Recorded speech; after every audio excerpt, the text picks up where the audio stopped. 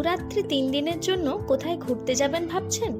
তাহলে বলবো পলাশে মোড়া ছোট বড় পাহাড়ে ঘেরা অসংখ্য ঝর্ণা, লেক ও লাল মাটির দেশ পুরুলিয়া থেকে একবার ঘুরে আসুন। কথা দিচ্ছি, পুরুলিয়ার অযোধ্যা আপনাদের মন কেড়ে নেবে। তবে কোন সময় যাবেন, কিভাবে যাবেন, কোন কোন জায়গা ঘুরবেন, কোথায় থাকবেন, কত খরচ পড়তে পারে, সব বলবো এই ভিডিওতে। ভিডিওটি শেষ পর্যন্ত দেখুন। আমরা চলেছি বাইকে। ভোর 6টায় কৃষ্ণনগর থেকে রওনা দিলাম।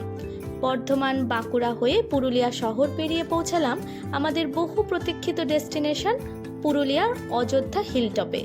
ওই দিন আমরা ছিলাম বিরসা মুন্ডা রিসর্টে। এখানে আপনারা আশেপাশে আরও অনেক রিসর্ট পেয়ে যাবেন। এখানে এসেও বুক করতে পারেন বা বাড়ি থেকে আগেও বুক করে আসতে পারেন। পার রুম 1000-1200 থেকে শুরু করে ওই 3000-4000 অবধি ভালো ভালো থাকার জায়গা পেয়ে যাবেন। এখানে সব হোটেলেই খাওয়া দাওয়ার ব্যবস্থা থাকে।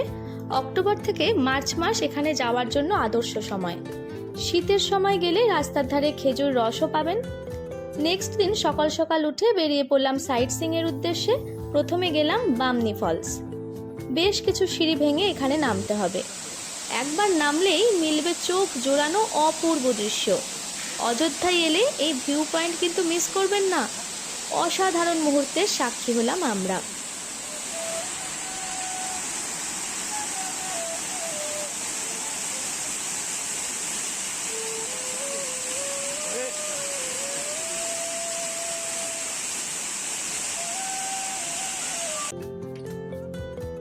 এরপরে আমরা চলেছি মার্বেল লেকের উদ্দেশ্যে। এখানকার লোকাল মানুষজনের সাথে কথা বলে জানা গেল আপার ও লোয়ার ড্যামের জন্য একসময় এখান থেকে মার্বেল তোলা হয়েছিল, তাই পরবর্তীতে এটি লেকে পরিণত হয় এবং নাম হয় মার্বেল লেক।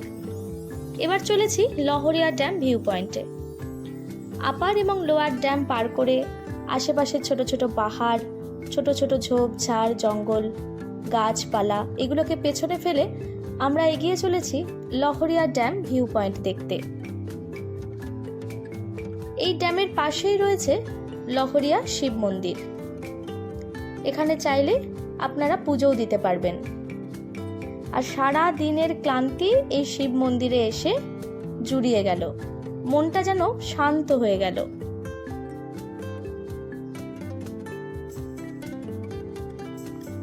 প্রথম দিনের ঘোরাঘুরি এখানে শেষ করে আমরা ফিরে চললাম রিসর্টের উদ্দেশ্যে। বিকেল হয়ে এসেছিল বলে আমরা আর বিশেষ কিছু জায়গায় যেতে পারলাম না। তবে এখানে আরো অনেক দেখার জায়গা আছে, যেমন ময়ূর পাহাড়, দুর্গা ফলস, মুরগুনা লেক, পাখি পাহাড়, চড়িদা মুখোশ গ্রাম। আমি বলবো এখানে আসলে আপনারা বাইক বা পার্সোনাল কার থাকলে তাতেই আসবেন, আর না হলে ট্রেনে আসলে আপনারা কার রিজার্ভ করে নেবেন। ওই দিন রিসর্টে এসে আমরা লোকাল মার্কেট ঘুরে বারবিকিউ এর মজা নিয়েছিলাম। আপনারা চাইলে সাথে সাঁওতালি নাচ উপভোগ করতে পারবেন। সব হোটেলে এর ব্যবস্থা থাকে। নেক্সট দিন সকালে এলাম বনপুকুরিয়া বা ডিয়ার পার্ক ফেরিঘাটে। এখানে এসে নৌকা পেরিয়ে যাওয়া হবে মুকুটমণিপুর ড্যামে। অসাধারণ সৌন্দর্য উপভোগ করতে করতে আমরা পৌঁছালাম মুকুটমণিপুর ড্যামে। এখানে থাকার জন্য কিন্তু আশেপাশে অনেক হোটেল আছে, পিকনিক স্পটও আছে। আপনারা চাইলে এখানে এসে একদিন স্টে করে পিকনিক করতে পারেন।